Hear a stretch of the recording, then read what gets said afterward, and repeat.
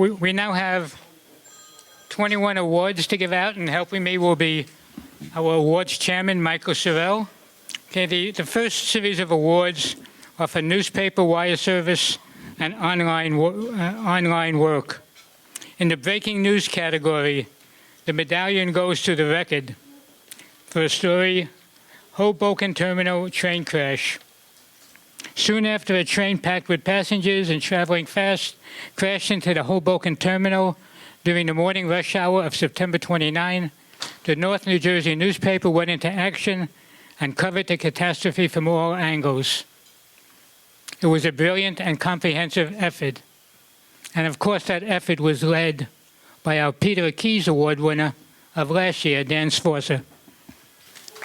Thank you. No speeches tonight. Thank you. Thank you. I mean, we could have everybody give a speech and get out of here at about 4 in the morning. The Merit Award for that category goes to DNAinfo.com, coverage of the Chelsea bombing by Murray Weiss. Also helped by James Finelli and Jeff Mays.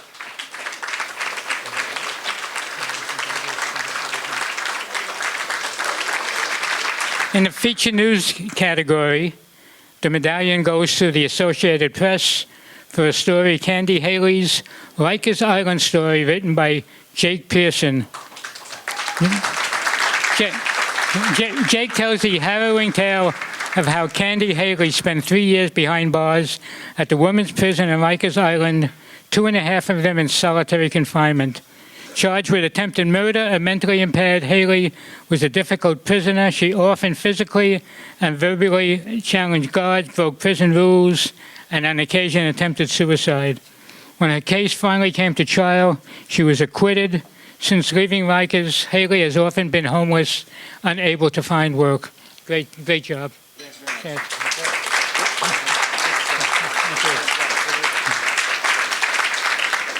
In that category, we have 2 merit awards, one to AP for Babies Behind Bars by Colleen Long, a moving look at the mother-child program at the Bedford Hills Correctional Facility. Is Colleen? Congratulations. Thank you. And the second merit award to the Wall Street Journal, Exoneration by Kate King. A fascinating report on how exoneration of those who have served time for crimes they did not commit affects their families. That was great.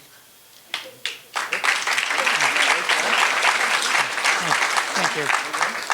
Thank you. For investigative reporting, once again we have the medallion to The Record, A Climate of Violence at a Hospital of Last Resort by Mary Jo Layton. Mary Jo's story about abuses at Bergen County Regional Medical Center is a model of inspired investigative reporting that prompts corrective action from county and state officials. With the help of the Records General Counsel, Layton used the New Jersey Open Records Law and the Federal Freedom of Information Act and other legal procedures to unearth police and administrative records that the state's largest public hospital wanted to keep secret. The reporting led to action. Her determined reporting of first-person accounts of violence at the hospital documented how the county-owned 1,000-bed institution was well below public health standards and in need of corrective governmental action. Tahiti? Okay. The Merit Award goes to Newsday, The Curious Case of Robert Macedonio by Gus Garcia-Roberts and Will Van Sant. They dug out the hidden details of a fraud and drug investigation of Robert Macedonio, one of Suffolk County's most influential and flamboyant lawyers. He was convicted of a felony, yet was able to get that sentence reduced to a misdemeanor and obtain reinstatement of his license to practice law. The medallion for public service goes to Newsday, Suffolk County Legal System by Sandra Petty, Will Van Sant, and Gus Garcia-Roberts. The team examined possible corruption in the Suffolk County DA's office, illegal concealment of judicial records and questionable procedures in the selection of county judges. The report sounded the alarm about the need for total overhaul of the Suffolk County system and replacement of those in charge.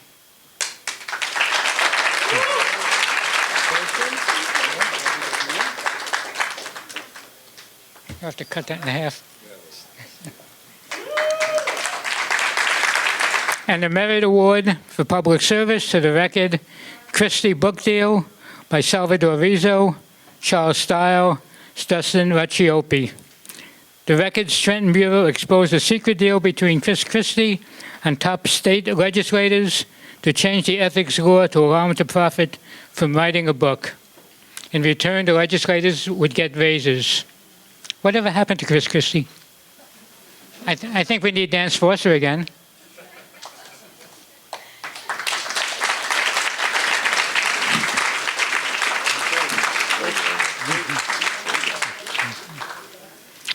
For sports reporting, the Medallion to Newsday for high school girls soccer, Tallying the Risk by Jim Bombach. We used to laugh when a player was knocked silly. His eyes rolled, he slurred something unintelligible, and then he'd ask to get back in the game. But concussions have become among the most serious issues in the world of sports, recognized as something with long-term effects. Bombach's remarkable piece involving a look at concussions in 4 sports at more than 100 Long Island high schools concentrates on girls' soccer. He found that they get concussions at almost twice the rate of the boys, and the story is filled with interviews of players and medical personnel who have ideas that can change the game. Jim, that almost sounds like a Pulitzer Prize piece. In business and financial reporting, the Medallion goes to Bloomberg News for the New Wall Street by Yu Sohn, Matt Reising, and Annie Massa. The Bloomberg team wins for a deeply reported and well-written series of articles, broadly titled Examining the Technological and Strategic Developments that are dramatically changing the operations of the global financial industry in the face of its workforce. Thank you. Thank you. In science health reporting, the Medallion goes to Newsday for 3 articles written by Delthea Ricks about patients at a crossroad. Rick's wide-ranging set of crisply explained, artfully crafted stories explores the problems and promise of modern-day medical advances. The difficulty of finding, well, we could cut it at that. Delthea?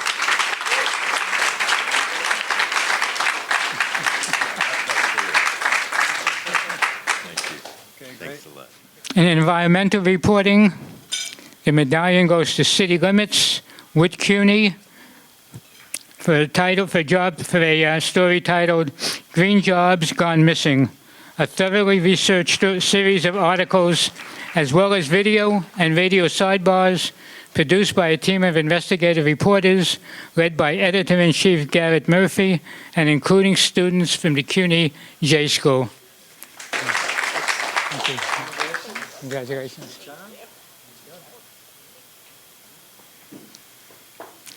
For commentary and editorials, the Medallion goes to Susan Antella from TheStreet.com, an advocate for ordinary people. Her series of columns examines how policies adopted by companies, stockbrokers, and politicians seriously damage the interests of ordinary Americans. Susan? Thank you. And we have 2 Merit Awards in this category, one for the record, for commentary by editorial page editor Alfred Doblin, who penned a series of well-reasoned opinion pieces that steadfastly support LGBT rights. Alfred? The second Merit Award in commentary and editorials goes to the Daily Beast and Mike Daly For his series examining tales Donald Trump told about the many friends he lost, the damage he suffered, and the rescues he helped with in 9/11. Stories, of course, with no basis in fact. People Profiles, the Associated Press for Children of 9/11 by Jennifer Peltz, who tells the moving stories of children of 9/11 victims, some of them children unborn at the time of the terror attacks, and how they have coped with the pain. Reporting on minority issues, the Medallion goes to the record for a story, Transgender Youth, by Andrew Wyrich, Abid Koloff, and Montse Alvarado. A moving, informative, well-written, and even-handed story pushes into places that need exploration. That was great. Thank you.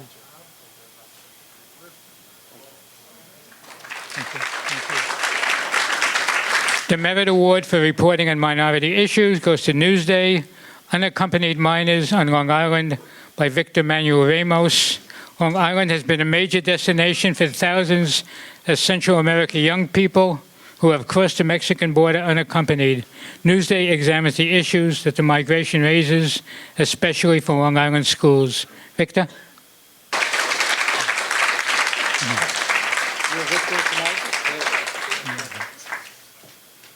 From Breaking News Photography, Climb Up Trump Tower by James Kivum of the New York Daily News. On an August afternoon last summer, 3 months before its namesake was elected president, Trump Tower was the scene of high drama and intense police activity when a 19-year-old man tried to climb the building using nothing but suction cups and straps. By the way, he made it. That was great. Thank you. The Merit Award goes to the Daily News for The Naked City by Marcus Santos for his on-the-spot coverage of a naked man about to leap from the top of the TKTS booth stairs in Times Square. Oh, that wasn't too high. It's being renamed Trump Hospital. For feature photography, the Medallion goes to Thomas A. Ferreira of Newsday for the Tardoff twins. 18 years ago, twins Joe and John Tardoff of Kuchag were born prematurely and given little chance to survive. Joe became a star athlete in 3 sports. John has cerebral palsy, uses a wheelchair, and cannot speak, but he is Joe's biggest fan and never misses a game. Ferrara's portfolio of photographs illuminates the special bond between the brothers and the love they have for each other. Thomas? The Merit Award for Feature Photography to the New York Daily News, Family in Mourning by Debbie Egan Chin.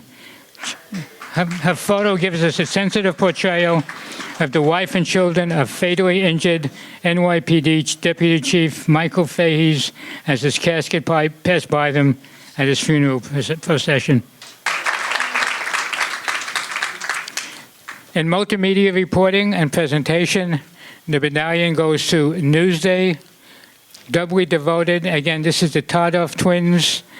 We have Thomas A. Ferreira, John Paraskevas, and Matthew Gottlieb. This is the online version of the story that won for feature photography. It includes photos, videos, and interviews with the Tardoff family. Thank you. That was great. And the Merit Award here goes to the record, 9/11 Rising from the Ashes. This multifaceted presentation looks at the impact of 9/11 on its 15th anniversary. It takes a close look at 5 families who lost loved ones in the attack, plus stories, photos, videos, and an interactive lower Manhattan skyline showing how it has changed since the Twin Towers were destroyed. The Merit Award here goes to Field of Vision, The Intercept for a story for Project X by Laura Poitras and Henrik Moltic. This online package of film and interviews discloses that the highly secure Manhattan skyscraper, originally designed to protect New York Telephone's equipment, is now being used by NSA to monitor communications at the UN, the World Bank, and at least 38 countries. For magazine feature writing, the award goes to Ingrid Sishi of Vanity Fair for A Place Called Charivari.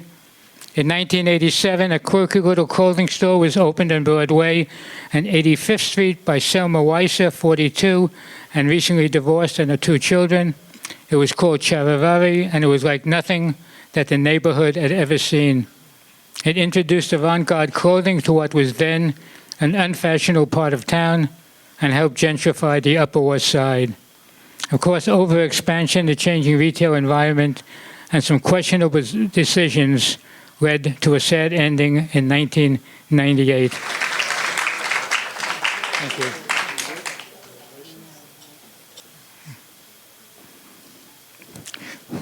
For business reporting, Vanity Fair, Roger, Over and Out by Sarah Ellison, who illuminated the shadowy world inside the Fox News bunker, a place where Roger Ailes had security cameras, trained on his office door and kept 2 guns at the ready, and where Ailes was in unchallenged control, even as whispers of sexual misconduct persisted.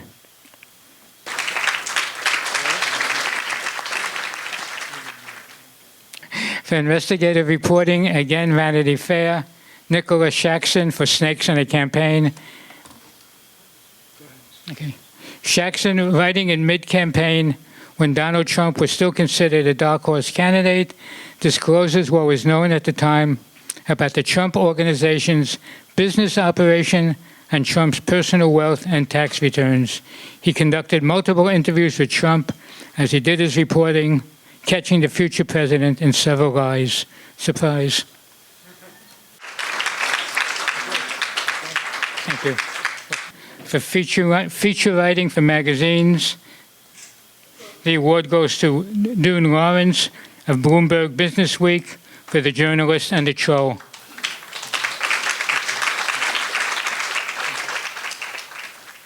We go to TV and radio for feature reporting, MSNBC, Not Wanted, Trump's Racial Discrimination. The team of correspondent Cynthia McFadden, producer Anna Schechter, and host Rachel Maddow. Before the presidential campaign, the NBC team transported viewers back decades to review federal charges of discrimination against Fred Trump's housing empire in Queens. The story alleges that the discrimination continued after Fred handed over management responsibilities to his son, Donald. It's 9 o'clock, so Rachel Maddow is on TV now. In investigative reporting, WNBC TV for Comstat, with a team of correspondent Jonathan Dienst, senior producers Robert Dembo, Rich McHugh, and Mail Van Stuhlberger. WNBC got its cameras inside police headquarters to view one of the weekly meetings of top New York City police commanders where they were being grilled about how they were handling specific crimes in their precincts. The story provided a crystal clear explanation of a crime-fighting program called Comstat that matches comprehensive data collection with the on-the-street detective work to focus on suspects and secure arrests. For feature and public service reporting, radio, the medallion goes to 1010 Wins, Generation H, The Heroin Epidemic by Rebecca Granite. The new heroin epidemic has reached crisis proportions, and Wins reported Granite produced a winning series about 3 women whose lives and those of their families were ripped apart by this drug. Thank you. The next one is Wins also, that's right. The Chelsea bombing, shortly after 23rd Street in Manhattan was rocked by an explosion on the night of September 17. Reporters from 1010 Wins flooded the zone.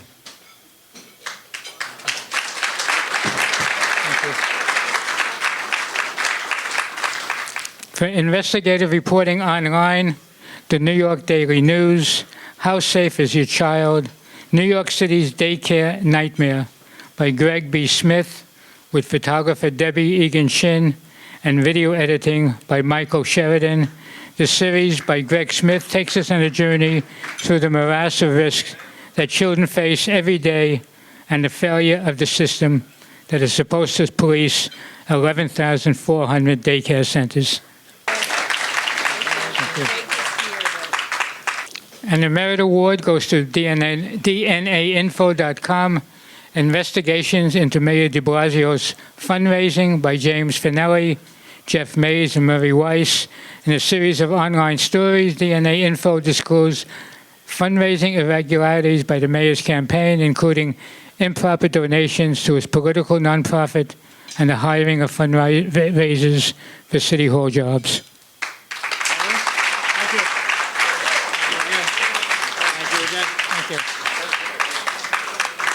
And I think that does it. My congratulations to all the winners, to everybody who's here, to everybody who entered, and we hope to see you again.